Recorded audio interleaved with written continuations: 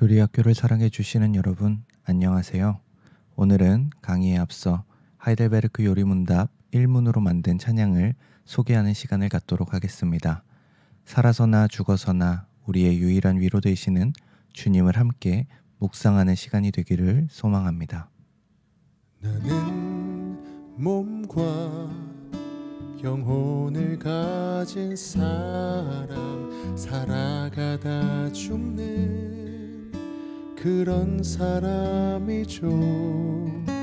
내 몸, 내 영혼, 내 것이 아니요, 나 신실하신 구원자 예수 그리스도의 것.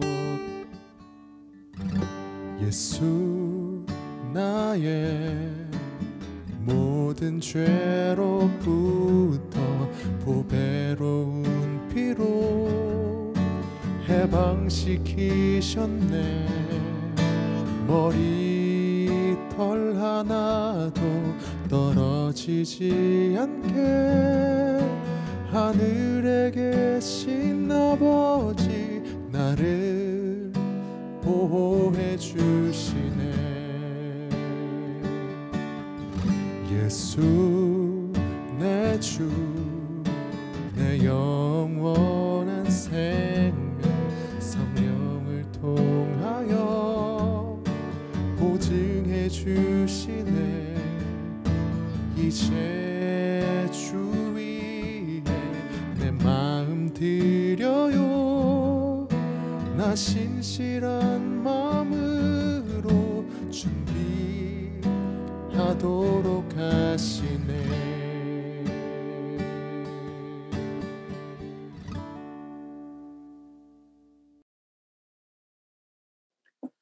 안녕하세요. 하이델베르크 신앙교육서 1문을 저희가 살펴보고 있는데요. 지난달에 이어서 오늘은 그리스도인으로서 나라고 하게 되는 두 번째 시간입니다. 지난달에는 그리스도인으로서 나를 영혼의 관점에서 살펴보았는데요.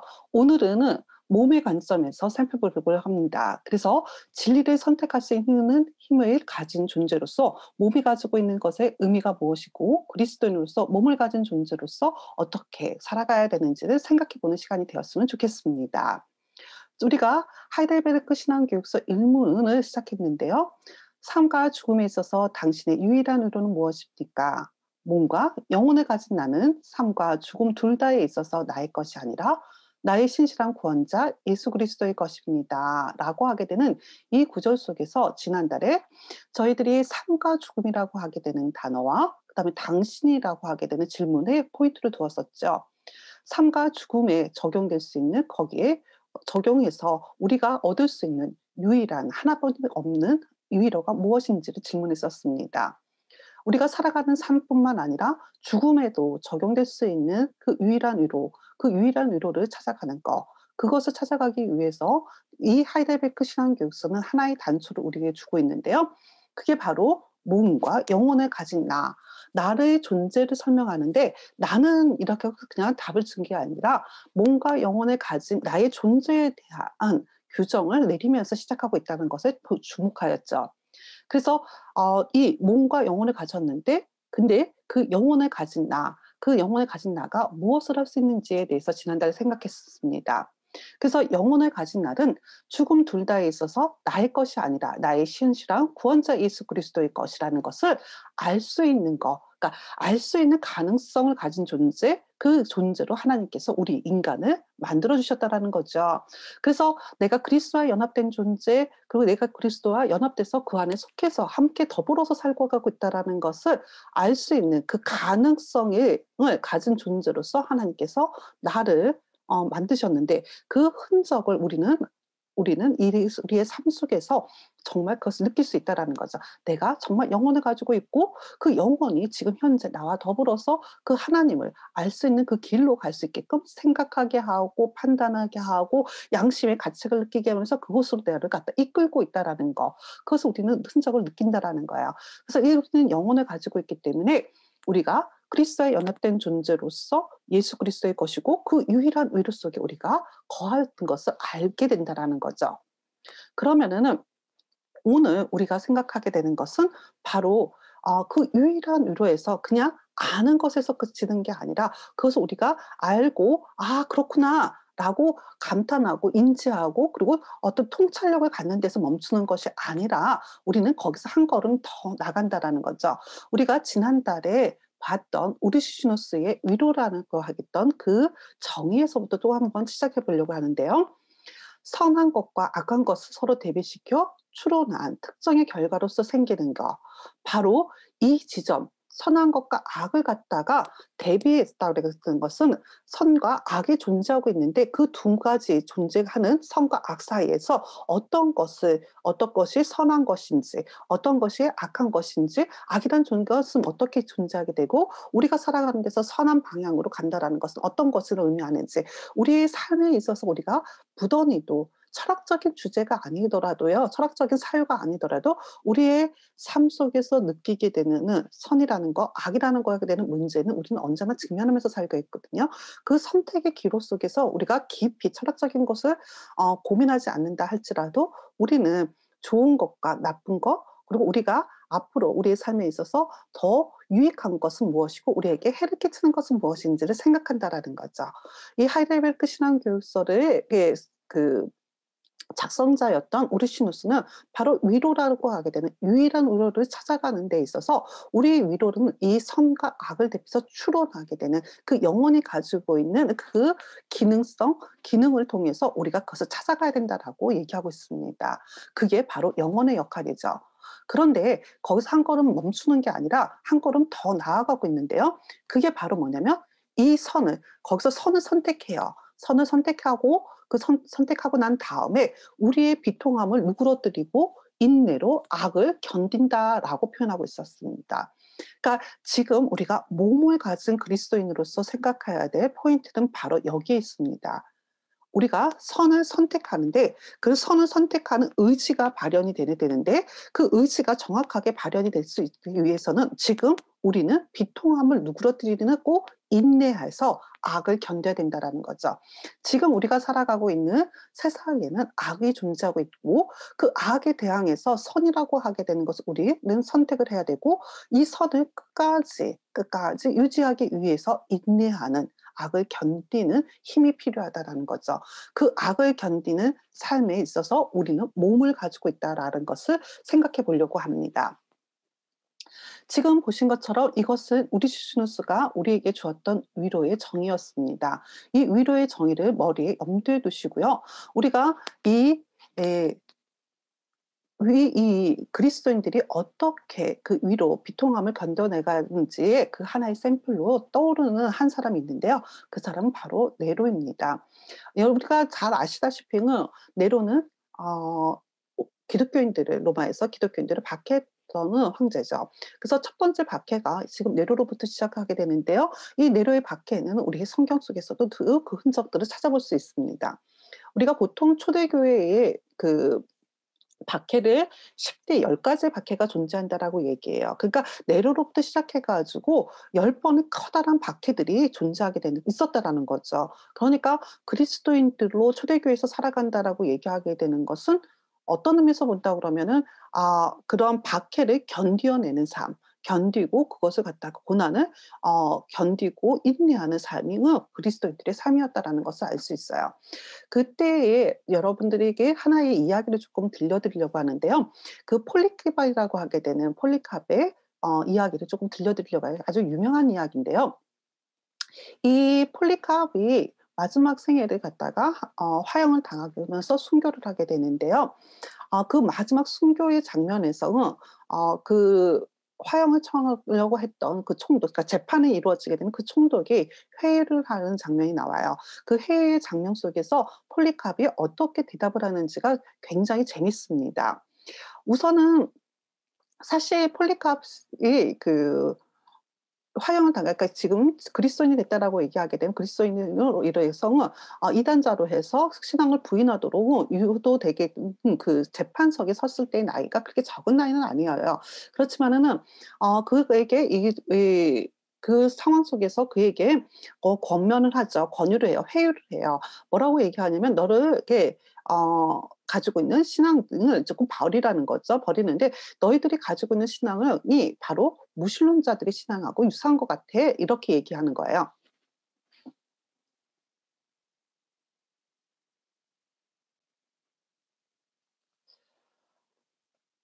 그리스도인들이 예수 그리스도의 그 선과 악을 갖다가 추론해서 그리스도의 선을 선택하고 그리고 그 비통함을 갖다가 악의 을 대항해서 싸워가고 인내하는 삶의 모델로 우리는 초대교회의 그리스도인들을 찾아볼 수 있을 것 같아요.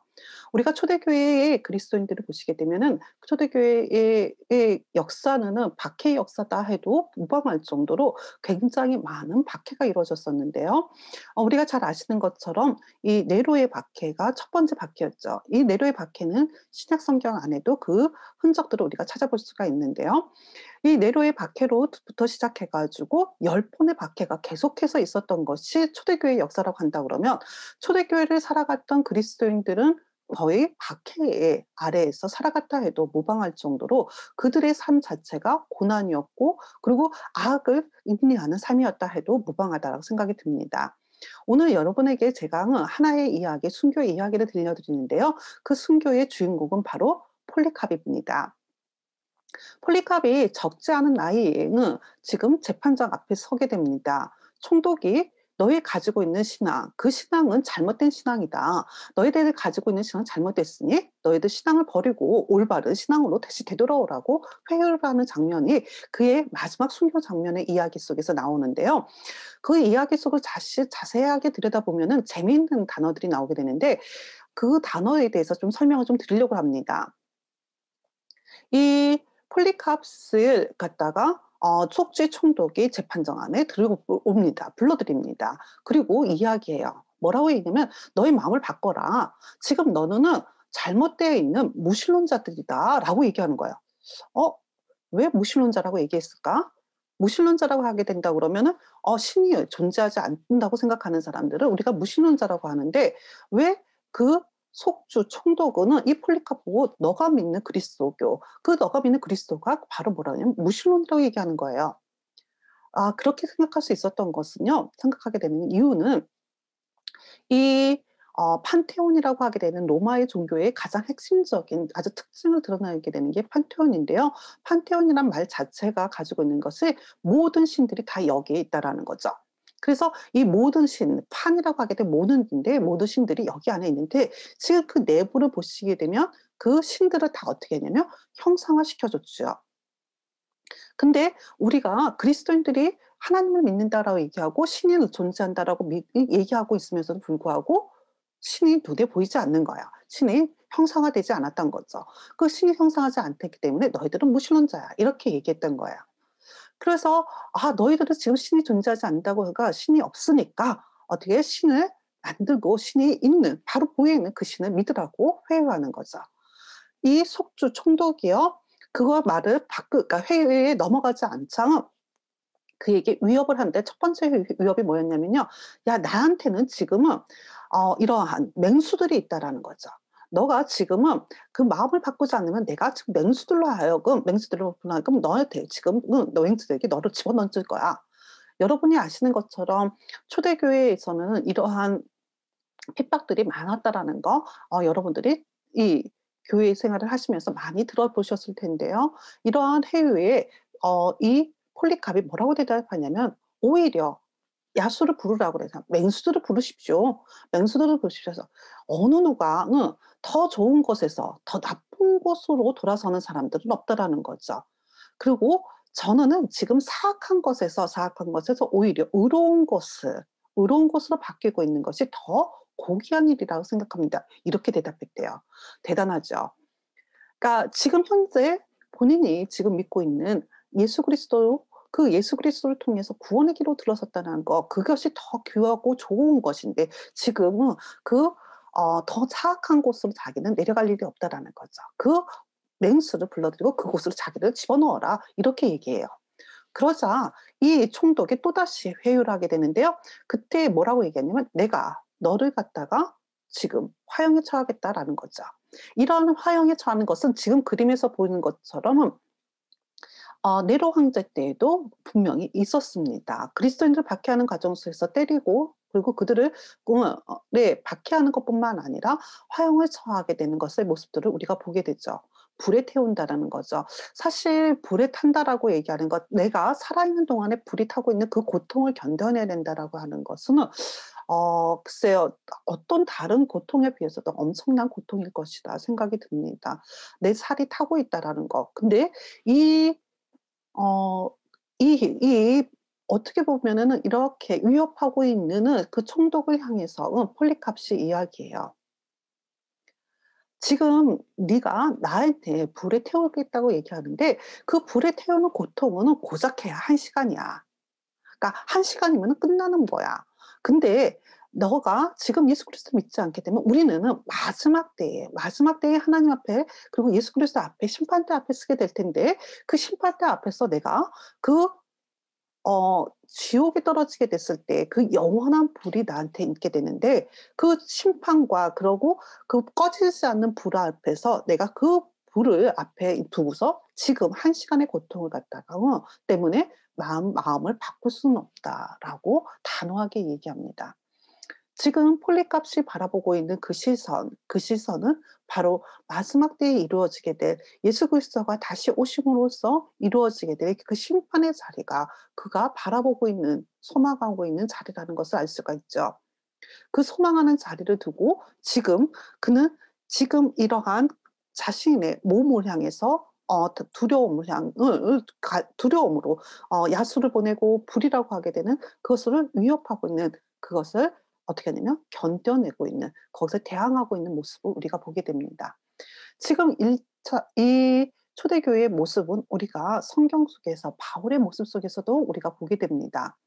바울이 디모데후서 4장 1절에서 디모데에게 권면하게 되는 모습들이 나오게 되는데 그 1절을 보시게 되면은 하나님 앞과 살아있는 자와 죽은 자를 심판하실 예수 앞에서 그가 나타나실 것과 그의 나라를 두고 엄히 명하노니 지금 이 바울이 바라보고 있는 시선은 바로 어디냐면 예수 그리스도가 다시 오실 때 그때의 심판의 자리가 있다라고 하게 되는 것이 그가 바라보고 있는 시선이죠.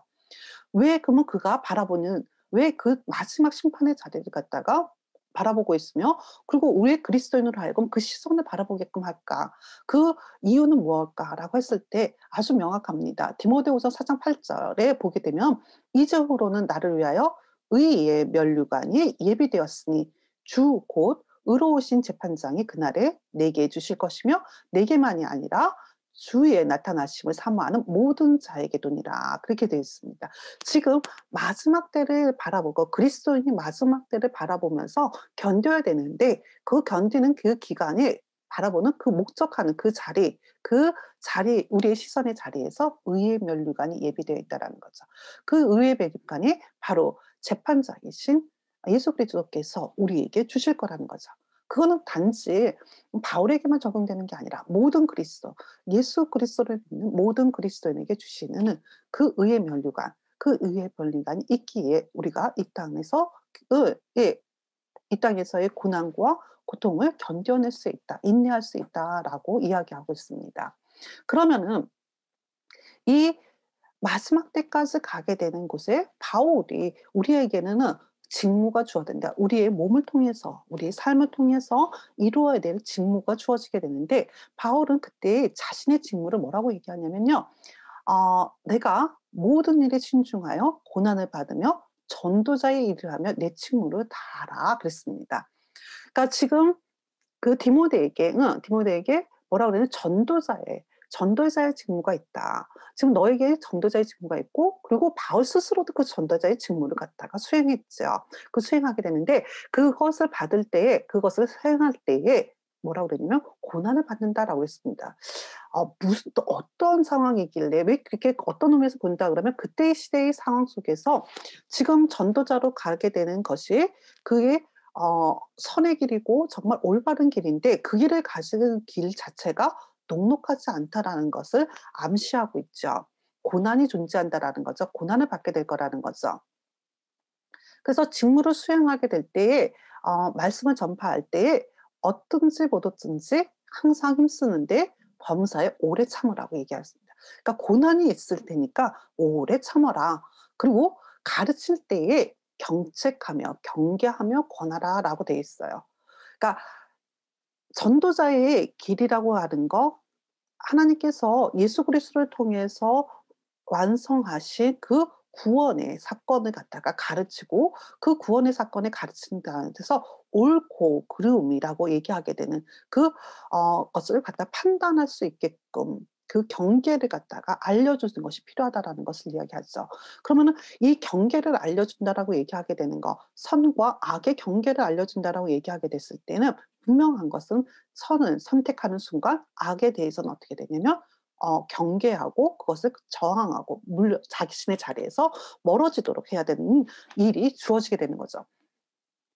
그렇기 때문에 직무를 수행한다라고 얘기하게 될 때, 전도자의 삶을 살아간다고 얘기하게 될 때 그의 삶 속에서는 오래 참음, 인내라는 것이 꼭 전제 조건으로 달리고 된 것을 보게 됩니다. 우리의 삶 속에서는 선이 존재하고 악이 존재합니다. 그 선과 악의 선택하게 되는 기로 속에서 우리가 선을 선택하는 순간 그것은 악을 견뎌야 되고 악을 극복하기 위해서 노력해야 되는 그런 오래 참음의 시간들이 견뎌냈을 때, 그때 바로 예수님이 오실 때까지 견뎌내야 된다라는 거죠. 이 오래 참음, 당시의 상황이 어떻길래 이렇게 오래 참아야 되는지, 그 시대의 상황을 바울은 다음과 같이 세 가지의 형태로 그리고 있습니다. 지금 보시게 되면은 디모데후서 4장 3 절서부터 4 장까지 그떤 시대의 흐름들을 갖다가 보게 될 텐데, 그게 첫 번째 뭐라고 그러냐면 사람들이 바른 교훈을 받지 않더라. 그러니까 사람들이 선과 악이 있고 명확하게 선과 악이 존재하게 되고 그 올바른 교훈들이 존재하는데, 올바른 것을 갖다 전도자가 전한다 할지라도 사람들은 그것을 올바른 것으로 받지 않더라는 거죠. 그것을 선한 것으로 받지 않더라는 거죠. 우리가 예수 그리스도의 구원의 복음을 전한다 하더라도 그것이 올바른 구원의 길에 있어서 꼭 유일한 길이고, 그리고 지금 이야기하는 삶과 죽음에 있어서 그것을 극복하고 우리가 받을 수 있는 정말 유일한 위로임에도 불구하고 사람들은 그것을 받지 않더라. 오히려 사람들은 자기의 사욕, 자기에게 유익이 되는 자기의 육체적인 욕망을 갖다가 더 부추기고 그것이 옳아. 그것은 분명히 선하지 못한 거고 올바르지 못한 교훈임에도 불구하고 자신의 사욕을 채우는 것은 부추겨주는, 그게 맞다라고 부추겨주는 스승을 오히려 다 따라가더라. 그리고 그들이 이야기하는 것에 그러한 이빨린 소리에 오히려 더 많이 이 마음을 쏠리고 그곳을 가는 것이 시대적인 저항이라는 거죠. 바울이 이야기하고 있는 이 시대적 상황을 보시게 되면은 우리의 시대적 상황과 별반 다르지 않은 것처럼 보여집니다.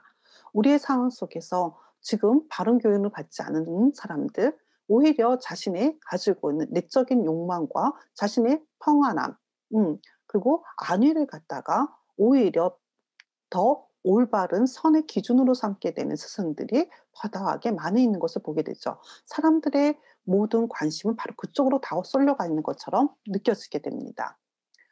바로 이러한 시대 속에서 정말로 우리가 붙잡고 나가야 될 것은 바로 하나님 말씀 속에서 온전하게 마지막 때까지 견뎌낼 수 있는 그러한 그리스도인으로서 우리가 살아야 되고, 그리고 그러한 이 그리스도인들을 이 되도록 우리의 자녀들을 양육하는 일이 굉장히 중요하다라는 것을 보게 되죠. 이 어 디모데에게 바울이 이야기하는 가운데에 정말 중요하게 앞에서 이야기했던 구절이 있습니다. 아시는 것처럼 우리가 너무 잘 알고 있는 구절이에요. 디모데후서 3장 14절부터 17절까지의 구절인데요. "너는 배우고 확실한 일에 거하라. 너는 내가 누구에게서 배운 것을 알며 또 어려서부터 성경을 알았느니 성경은 능히 너로 하여금 그리스도 예수 안에 있는 믿음으로 말미암아 구원에 이르는 지혜가 있게 하느니라." 바로 여기에서 너는 배우고 확신한 일에 거하라. 내가 누구에게서 배운 것을 알며 지금 누구에게서 배운 것을 알며 디모데가 어린 시절서부터 부모님을 통해서 외조모를 통해서 어머니를 통해서 바로 말씀을 배웠죠. 그래서 어려서부터 성경을 알았고 중요한 거 성경을 통해서 그리스도 예수 안에 있는 믿음으로 말미암아 구원에 이르는 지혜를 가졌다라고 했습니다. 지금 이 성경을 통해서 예수 그리스도 안에 있는 믿음을 알고 거기에 구원의 지혜가 있다라는 것을 알고 그것을 믿는 거, 믿게끔 하는 것이 바로 우리의 영혼이 가지고 있기 때문에 우리는 그것을 알 수 있고 그것을 갖다가 정말 확신에 이룰 수 있다라는 거죠. 왜 그렇게 되냐면 성경은 하나님의 감동으로 모든 성경은 하나님의 감동으로 된 것이기 때문에 교훈과 책망과 바르게 함과 의로 교육하기에 유익하다고 그랬습니다. 그래서 앞에 있는 구원에 이르는 지혜를 우리는 알게 되고 그다음에 교훈하고 책망하고 바르게 하고 의를 교육하기에 유익하기 때문에 이것을 통해 가지고 우리를 어떻게 온전한 사람, 온전한 하나님의 사람으로 만들게 돼서 모든 선한 일을 행할 능력을 갖추게끔 한다라고 했습니다. 그래서 우리는 성경을 통해서 구원의 진리를 알게 되고 그리고 그 진리를 나의 몸을 통해서 어떻게 하냐면 선한 능력을 행하게 하는 길로 나아가게끔 그래서 하나님의 사람으로 올바르게 살아가게끔 해야 된다라고 하는 것을 가르쳐 주고 있죠.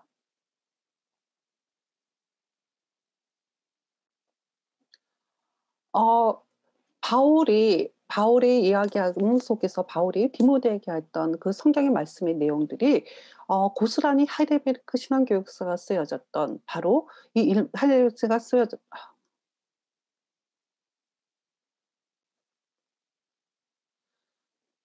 초대교회가 당했던 박해 상황은 지금 우리가 보고 있는 하이델베르크 신앙교육서가 작성됐던 그 시대에도 별반 다르지 않은 것처럼 보입니다. 지금 보시는 것처럼 하이델베르크 신앙교육서가 작성됐던 바로 그 시기에 바로 옆에 나라 프랑스에서 벌어진 일들인데요. 이 프랑스에서 벌어진 하나의 학살, 소위 말하면 바시 학살이라고 하게 되는데요. 이 바시 학살이 벌어지게 됩니다. 이 바시 학살이 우리가 주목하게 되는 거는 이 프랑스에서 위구르 전쟁이라 그래서 로마 카톨릭하고 그다음에 프로테스탄트하고의 싸움이 이루어지게 되는데 그러니까 소위 말하면 지금으로 얘기하게 되면 내전이 이루어지게 되는 거죠. 그러니까 어떤 의미에서 보게 되면 종교 전쟁이고 내전이 이루어지게 되는데 그 내전이 이루어지게 되게 되는 단초가 되었던 것, 첫 번째가 되었던 것이 바로 이 바시 학살이었습니다. 왜 이 바시아살이 벌어지게 됐는지를 이해하기 위해서는 프랑스의 역사를 조금 보는 것이 필요한데요. 이 바시의 동네에 직접 가셔 가지고 그때의 사진들을 남긴 선교사님이 있는데 권혁익 선교사님께서 남긴 그 사진들을 조금 한번 살펴보면서 그 바시가 가지고 있는 독특한 특징과 더불어서 이 학살이 이루어지게 되는 역사적 이야기를 조금 들려드리도록 하겠습니다. 지금 이 사진은 크리스찬 투데이에 있는 권혁의 선교사님이 쓴 글에서 가지고 오고 있는 사진들입니다. 지금 보시는 것처럼 이 자그마한 프랑스의 아주 자그마한 도시인데요. 그 자그마한 도시 중심부에 보시게 되면 바시 노트르담 성당이 있습니다.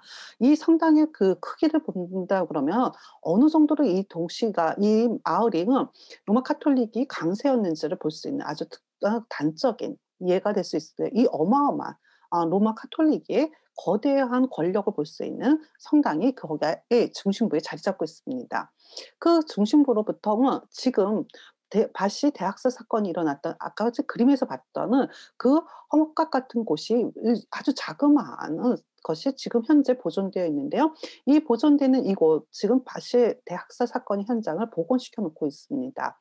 이 현장을 알 수 있는 것은 그 앞에 붙어 있는 이 표지판을 통해서 그 옛날에 어떤 일이 벌어졌는지 역사적 사건에 대해서 우리가 추정할 수 있는 거죠. 맨 위에 보시게 되면 1562 1562 년이라고 되어 있는 것을 보실 수 있을 겁니다. 뭐 불어를 모르지만 다 그것은 아실 수 있을 거고요. 맨 마지막에 여기 보시게 되면 바시에라고 하게 되는 것이 어떤 바시의 도시에서 있었던 것이라는 것을 알 수 있는 것을 볼 수 있습니다. 이 프랑스에서 프로테스탄트의 박해가 이루어지기 시작하게 되는 것은 프랑스 1 세 때부터 박해가 이루어지게 돼요.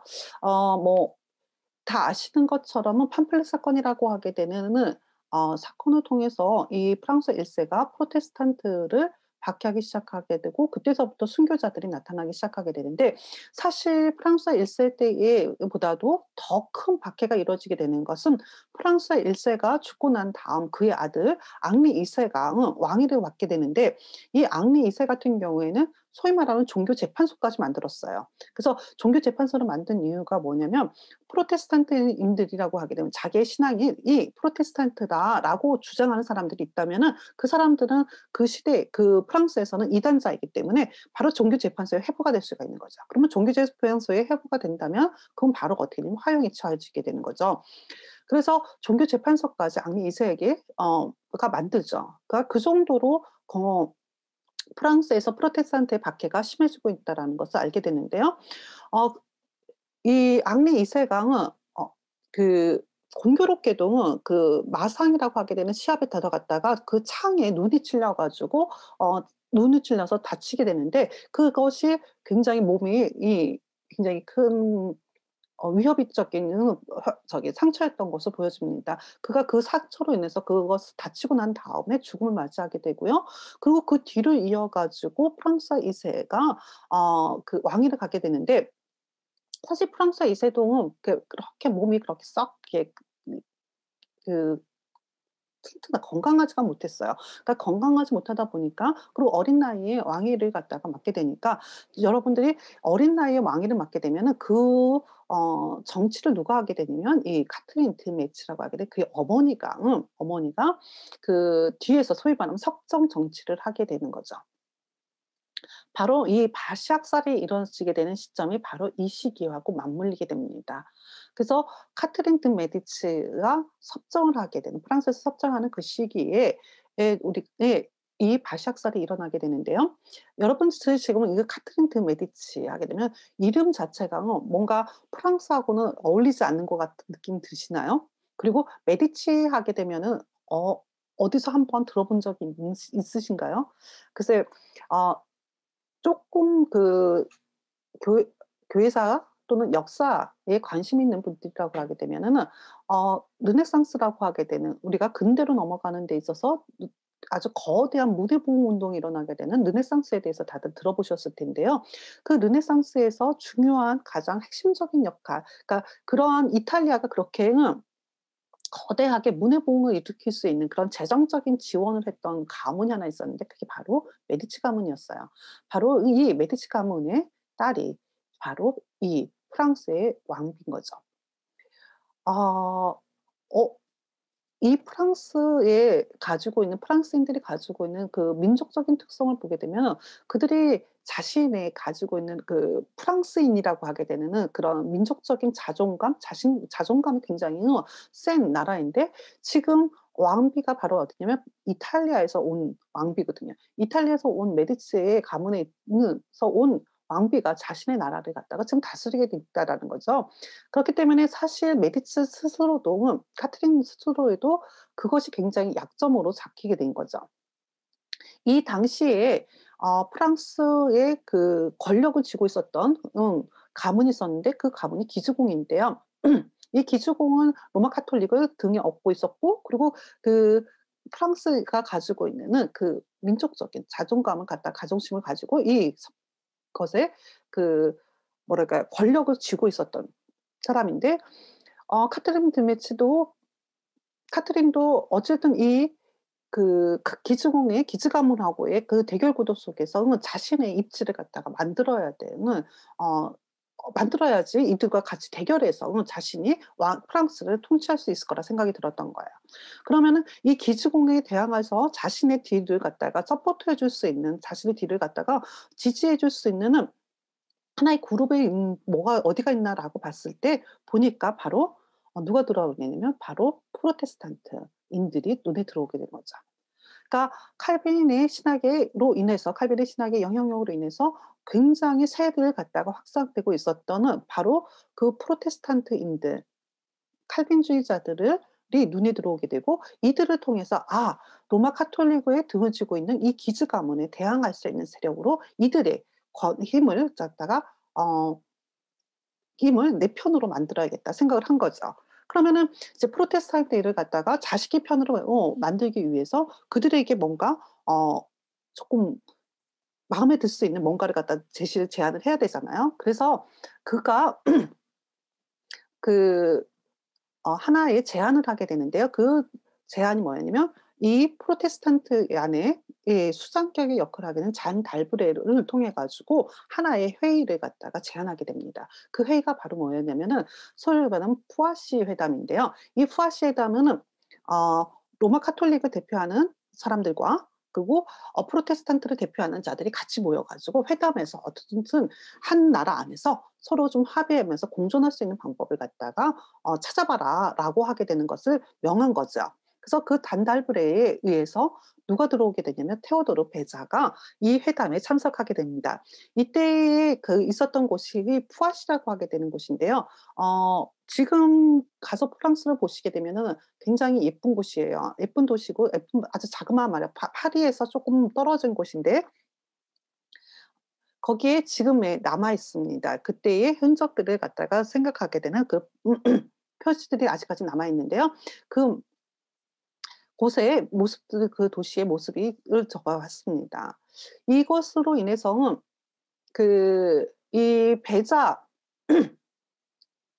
베자가 이때 이 푸아시 회담에 참석을 하게 되는데 이 푸아시 회담에서 가지고 있는 자신의 신학적인 입지를 갖다가 설명을 했죠. 그러니까 로마 카톨릭인 데서 그것을 설명을 해요. 근데 아시다시피는 모든 것에 있어서 모든 신학적인 것에 있어서 로마 카톨릭하고 이렇게 문제가 되지 않은데 아시는 것처럼 로마 카톨릭하고 그다음에 이 프로테스탄트가 합의를 보지 못하고 있었던 거 가장 중요한 문제는 뭐였냐면 성만찬의 교리였어요. 그러니까 성만찬에 대한 이해가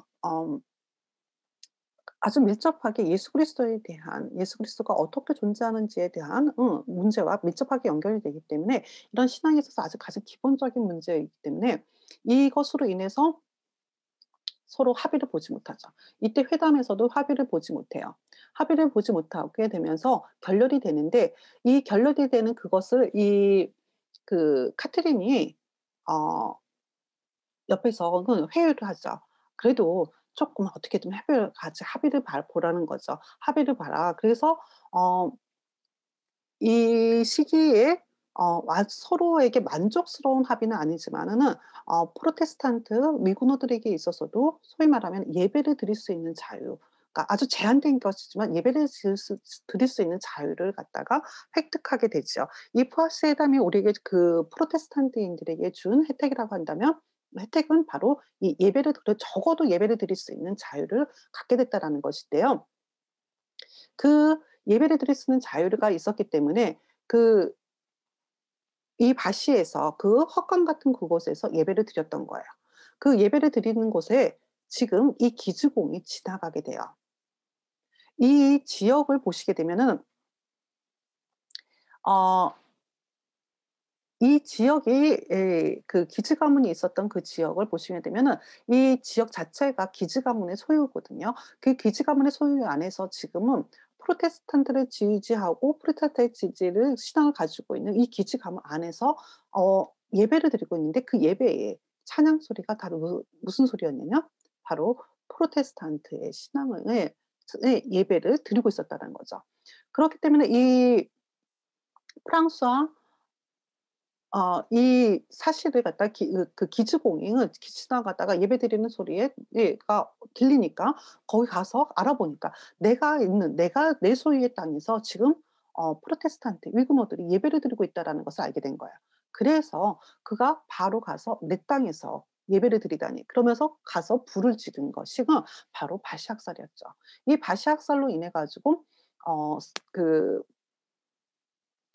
이 프랑스에 종교 전쟁이 일어나게 되고요. 그 종교 전쟁을 갖게 되는 그 가운데에 어 위그노들의 지도자로 등장하게 되는 사람이 바로 콜리니와 그다음에 콩대공 루이가 등장하게 되죠. 이러한 싸움이 최정점에 이르게 된 것을 학살이 이루어지게 되는 것을 최정점이라고 할까요? 아주 최고의 학살이 파리에서 벌어지게 되는데 그게 성 바들름의 축일에 이루어지게 되는 대학살이 벌어지게 되는 것을 보게 됩니다. 그러니까 지금 하이델베르크 신앙교육서가 작성되는 그 시기에 옆의 나라에서 지금 바시학살이라고 하게 되는 자신의 신앙을 때문에 어떻게 되면 자신의 죽음을 마다하지 않고 그것을 지켜나가고는 그 마지막 죽음을 선택하는 순교자의 삶들이 들려왔다라는 거죠. 그리고 이러한 순교의 이야기는 이웃나라 프랑스에서 들려오는 그리스도인들의 순교의 이야기는 프레드리 3 세에게 강한 인상을 남겼을 거라 생각이 듭니다. 이 땅에 신앙 때문에 순교하고 그 신앙을 지키고 있는 같은 동료가 있다라는 거. 그에게 있어서는 그에게 앞으로 무엇을 하며 어떤 곳을 바라보며 가야 되는지에 대해서 명확한 가르침을 받았을 거라 생각이 듭니다. 프레드리 3 세는 본인 스스로가 어린 시절서부터 이런 참된 진리에 대해서 알고자 했고 그리고 그때의 로마 카톨릭이 가지고 있는 부패함과 그리고 잘못된 진리를 가르치고 있는 것에 대해서 회의했던 것으로 회의했었습니다. 그의 삶 자체가 이러한 진리를 찾아가는 삶이었던 것이 바로 그 흔적이라 보여집니다. 이 프레드리 3 세가 어린 시절에 브뤼셀에 방문한 적이 있었는데요. 그 브뤼셀을 방문한 이유는 이 알라스코를 만나기 위해서였다라고 합니다. 알라스코는 조금 낯선 이름이긴 하지만은 폴란드의 종교개혁자이고 그리고 영국에서 종교개혁을 이끄는 데에 아주 지대한 영향을 끼쳤던 종교개혁자 중에 한 명이죠. 이 알라스코가 브뤼셀에 있다는 소식을 들었을 때 프레드리 3 세는 이를 찾아가서 참된 진리에 대한 가르침을 받고자 원했어요. 그 정도로 그는 참된 진리를 찾고자 하는 가르침을 받고자 하는 제자로서의 삶을 살아갔던 거죠. 그렇게 이러한 가르침에 목말라 있던 그에게 지금 바시아에서의 학살의 이야기는 아주 명확하게 그가 걸어가야 될 삶의 방향성과 더불어서 내가 이곳에서 어떠한 모습으로 견뎌내야 되는지 마지막의 모습을 상상하면서 그 소망하는 그곳에 대한 믿음을 굳건하게 세웠을 거라고 생각이 듭니다. 사실 이 프리드리 3 세에게 있어서는 자신의 신앙에 대한 고백을 명확하게 해야 될 일들이 벌어지게 되는데요. 첫 번째는 그가 이 칼 5 세에 의해서 레겐스부르크의 임시 협정에 서명하게 되는 요구를 받게 돼요. 바로 그때에 자신의 신앙을 고백합니다. 뭐라고 고백하냐면요. 이 문서에 서명하기보다는 하나님의 도움으로 어떤 어려움이라도 당하겠습니다. 본인이 믿음 때문에 이 나라에서 안전하게 살 수 없다면 다른 나라에서 하나님과 사는 편을 택하겠습니다. 이렇게 편지를 보내죠. 지금 보는 것처럼은 어떤 의미에서 본다 그러면은 그가 제후의 아들로 태어나서 어떤 게 귀족의 삶을 살아가면서 편안하게 살 수 있는 길이 있음에도 불구하고 그는 지금 이 믿음 하나 때문에 이곳에서 안전하게 살 수 없다면 다른 나라까지 가서 망명의 생활을 하는 것을 택하겠다라는 거죠. 고난의 길을 걸어가는 것을 주저하지 않겠다라고 고백을 합니다. 또한 이러한 비슷한 고백을 요구받는 강요받는 시기가 오게 되는데 그것은 바로 이 하이델베르크 신앙교육서를 작성하고 난 다음에 동일하게 오게 되죠. 아시는 것처럼 신성 로마 제국 지금의 독일 지역은 루터로 인해 가지고 루터파의 신앙은 인정을 받았습니다. 그게 1555 년이었죠. 그렇지만 이 하이델베르크 신앙교육서에서 엄밀하게 한 루터주의자들과의 갈등으로 인해 가지고 그의 신앙에 있어서의 잘못된 길로 가고 있다라는 지적을 받고 있었던 차였거든요. 그가 지금 다시 한번 아우스부르크에서 열리는 제국의회의 소환을 받게 됩니다. 자신의 신앙을 다시 한번 그 자리에 가 가지고 고백을 하고 그리고 그들에게 있어서 인정을 받아야 되는 그런 상황에 처하게 된 거죠. 만약에 인정을 받지 못하게 된다 그러면 이 하이델베르크 그가 다스리고 있는 이 제후의 연방은 어떤 고립된 연방에 대해서 굉장히 정치적으로 어려움을 당하게 될 것입니다. 굉장히 마음이 어지럽고 혼란한 시기겠죠. 제후로서 정치적인 것도 생각을 해야 되지만 자신이 하나님 앞에서 어떻게 이 제후의 일을 맞수할 것인지에 대한 문제 또한 고민해야 됐으니까요. 그가 그곳으로 떠나던 그 전에 자신의 동생에게 보내는 편지는 우리에게 던지는 시사하는 바가 굉장히 크다라고 할 수 있습니다. 나의 하나님, 사랑이 많으시고 신실하신 하늘의 하나님께서 전능하신 능력으로 이 마지막 때에 독일 민족의 신성 제국에서 나를 도구로 사용하여 그분의 이름을 증언하실 것이라고는 소망에서 나는 위로를 찾는다. 고인이 된 나의 처남 작센의 선제우 요한 프리드리히가 얼마 전에 그렇게 하였던 것처럼 입술의 말로만이 아니라 행동으로 증언하는 것이다. 물론 나 자신을 작고하신 선제우와 감히 비교하라는 것은 아니다.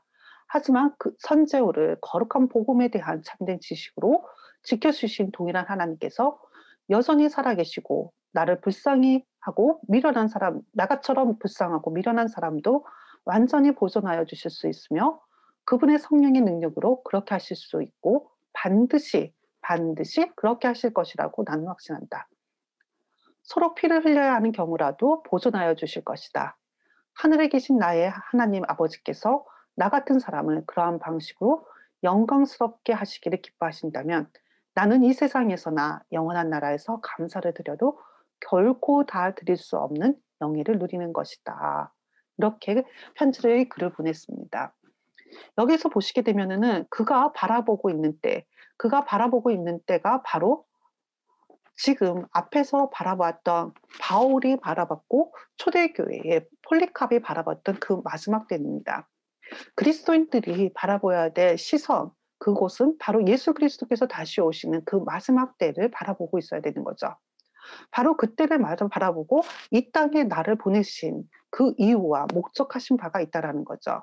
지금 프리드리히 3세는 지금 그 마지막 때를 바라보면서 그가 지금 이 민족, 독일 민족의 신성 로마 제국에 하나님께서 나를 보내신 이유가 무엇인지, 그 목적하는 바가 무엇인지를 명확하게 알고 있었습니다. 그는 지금 독일 민족의 신성한 제국에서 나를 도구로 사용하여 그분의 이름을 증언하실 것이라는 소망에서 나는 위로를 찾는다라고 고백합니다. 지금 그가 걸어가는 그 길이 어떤 의미에서 본다면 마지막으로 그가 예수 그리스도의 이름을 하는 마지막 자리가 될 수도 있습니다. 그가 섰던 그 자리가 순교의 자리가 될 수도 있다라는 거죠. 그렇지만 명확하게 그 신성 로마 제국 안에서 자신을 도구로 사용해서 그 예수 그리스도를 증언하는 그것에 소망을 찾는다라는 거죠. 그 소망이 그의 위로가 됐다라는 거. 그게 여기서 하이델베르크 신앙교육서에서 이야기하게 되는 바로 유일한 위로인 거죠. 지금 프리드리히 3세는 그 위로가 예수 그리스도에게 있음을 알았고 그 예수 그리스도 안에서 지금 그 소망하는 그 자리에서 자신이 걸어가야 될 사명의 자리를 명확하게 알고 있습니다. 그렇기 때문에 그가 지금 자신이 이렇게 이야기하고 증언하고 그리고 증언하는 그 일이 입술의 말로만 되어지는 것이 아니라 나의 행동으로 증언하는 것이다 얘기했습니다. 그러니까 나에게 주어진 사명의 자리, 그 사명의 자리를 내가 이 땅에서 내가 지금 현재 내 몸으로 지금 행동으로 그것을 드러내야 되는 거죠. 내 입술의 고백으로 예수 그리스도를 고백하는 것에서 멈추는 것이 아니라 내 행동으로 그 예수 그리스도를 증언하는 삶, 그 증언하는 삶을 살아내야 된다라는 것. 지금 프리드리히 3세한테는 바로 그러한 믿음이 있었습니다. 그리고 확신이 있었습니다. 그것을 이미 자기 앞에서 걸어갔던 그 길을 걸어갔던 바로 자신의 선제우였던 앞에서 갔던 작센의 선제우 요한 프리드리히가 바로 그런 삶을 살았다는 것처럼 자신도 그 하나님께서 그 길을 걸어가게끔 하실 거라고 하게 되는 확신이 있었던 거죠. 지금 그것을 이야기하면서 뭐라고 얘기하게 되면 첫 번째로 선제우가 거룩한 복음에 대한 참된 지식으로 지켜주신 동일한 하나님께서 참된 지식으로 지켜주셨어요. 참된 지식으로 거룩한 복음에 대한 하나님께서 예수 그리스도를 보내서 그 완성하신 구원의 복음, 그 지식을 우리를 주셨던 그 하나님께서 지금도 살아계셔서 지금도 프리드리히 3세를 갖다가 안전하게 볼 보고 계시다라는 거죠. 그분이 어떻게 안전하게 하냐면 지금의 성령의 능력으로 그것을 안전하게 알게끔 하시고 그 지식을 알게끔 하시고 그리고 보존하여 주실 거라는 거, 보호해 주실 것이라는 거 그것을 확신한다라고 고백하고 있는 거. 바로 이러한 고백을 할 수 있었던 것. 그것은 앞으로의 신앙의 선배들에게 보여줬던 것처럼 바로 자신에도 그렇게 그러한 방식으로 하실 거라는 거. 그래서 이 방식을 통해서 내가 이 땅에서뿐만 아니라 영원한 나라에서도 감사를 드려도 다 드릴 수 없는 영예를 누릴 거라는 거. 그것이 지금 현재 프리디 3세에게 있어서의 유일한 위로가 되는 거죠. 지금 프리디 3세가 동생에게 보내는 편지 속에는 하이델베르크 신앙교육서에서 가르치고 있는 참된 믿음이 함축해서 나타나고 있는 것을 보게 됩니다. 여러분도 지금 그 동생에게 보낸 편지 글 속에서 두 가지를 조금 눈여겨보실 게 있는데요. 저 가운데 행동의 증언 다음에 하지만 그 선제어를 거룩한 복음의 참된 지식으로 그려가겠습니다. 그리고 그 밑에 보시게 되면은 나처럼 불쌍하고 미련한 사람도 안전히 보존하여 주실 수 있으며 그분의 성령의 능력으로 그렇게 하실 수 있고 반드시 그렇게 하실 것이라고 나는 확신한다라고 했습니다. 지금 참된 지식을 가지고 있기 때문에 그에게 있어서 그렇게 하실 거라는 확신에 지금 거하게 되죠. 바로 이 내용이 고스란히 참된 믿음 안에 들어가게 됩니다. 하이델베르크 신앙교육서 21문을 보시게 되면은요. 21문에서 참된 믿음이 무엇인지를 물어보는데 참된 믿음에 대한 답을 다음과 같이 가르칩니다. 참된 믿음이란 확실한 지식입니다. 이 지식으로 나는 하나님께서 그의 말씀으로 계시한 모든 것이 참된 것이라 여깁니다. 그뿐만 아니라 참된 믿음은 진정한 신뢰입니다. 그것은 성령께서 복음을 통해 내 속에서 일으키는 것입니다. 하나님께서 죄사함과 영원한 의와 구원을 다른 사람들에게뿐만 아니라 나에게도 주시는데 순수하게 은혜로만 오직 그리스도의 공로로 주어집니다. 참된 믿음은 확실한 지식이에요. 그래서 이 확실한 지식은 예수 그리스도께서 이 땅에서 자신이 맡았던 하나님께서 주신 사명, 그 십자가의 길을 갔다가 고난을 건디셨고 그리고 그 하나님께서 부활시키셨고 지금 하늘에 올라가셔서 지금 우리를 다스리고 보존하고 계시는 우리의 신앙을 돌보고 계시다라고 하게 되는 그 이야기, 그 모든 이야기가 정말 참된 우리를 위한 이야기라는 거, 그 확실한 지식을 갖게 된다라는 거죠. 그리고 이 참된 믿음이라고 하게 되는 것은 진정한 신뢰가 일어나는데요. 그 진정한 신뢰는 뭐라면 성령님께서 복음을 통해 예수 그리스도의 구원의 그 역사를 통해서 그 이야기를 통해서 내 속에서 일으키시는 거죠. 성령께서 지금 내 안에서 일으키는 그 무언가를 통해서 나는 어떻게 되냐면 바로 예수 그리스도의 공로를 의지하게 되고 그 공로를 통해서 내가 의인이 되고 그리고 이 땅에서 그의 사명을 다하는 그 마지막 때까지 다할 수 있다라고 하게 되는 그 신뢰를 갖게 된다라는 거죠. 지금 초대교회에서부터 시작해서 지금 하이델베르크 신앙교육서가 작성되는 시대까지 정말 하나님께서는 하나님이 선택하신 자들에게 확실한 지식을 불러주셨고요. 바른 교훈과 가르침을 주셨습니다.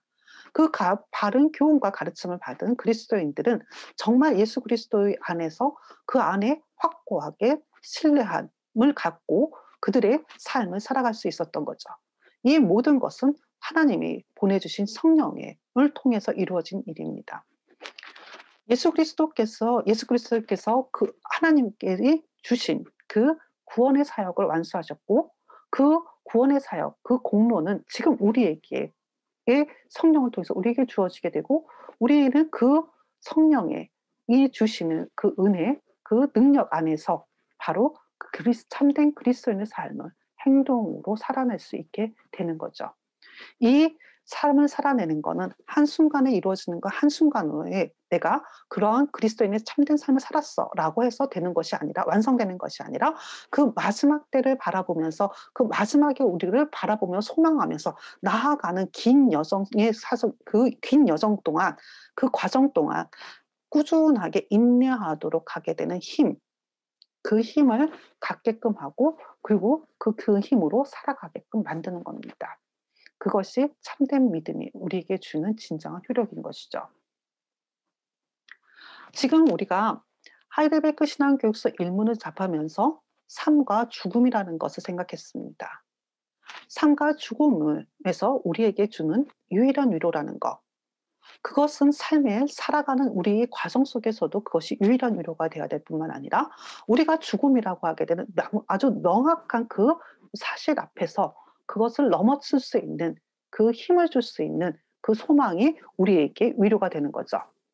그렇기 때문에 하나님께서는 우리에게 영을 주셨고 그리고 몸을 주신 존재로서 우리를 피조물로 만드셨습니다. 우리에게 영혼을 주심으로 해서 우리는 하나님께서 예수 그리스도를 통해서 이루신 구원의 이야기를 우리는 참으로 알 수 있고 그리고 우리는 그 성령님께서 주시는 그 능력 안에서 그 이야기가 주는 그 참된 그 구원의 이야기를 신뢰하며 나아갈 수 있는 그리고 행동으로 인내할 수 있는 힘을 얻게 되는 거죠. 이 세상을 살아가면서 고난을 견딜 수 있고 악을 견뎌서 우리가 마지막까지 인내할 수 있는 것은 바로 지금 하나님께서 주시는 참된 지식과 그리고 성령의 능력 안에서 내 안에서 일으키는 그 신뢰감이 우리를 살게끔 한다라는 겁니다. 예수 그리스도 안에 머무는 자는 이 지식과 그리고 그 인내, 악을 견디는 인내를 통해서 마지막까지 참된 그리스도인으로 살아가게 하신다는 것이 하이델베르크 신앙교육서 1문이 우리에게 가르치는 바라고 생각합니다. 이러한 그 하나님께서 주시는 은혜 정말 우리 모두가 누리고 마지막 때를 바라보면서 마지막 때에 그 영원한 나라에서 함께 그 행복을 누릴 수 있는 우리가 되었으면 좋겠습니다. 다음에 뵙도록 하겠습니다. 수고하셨습니다.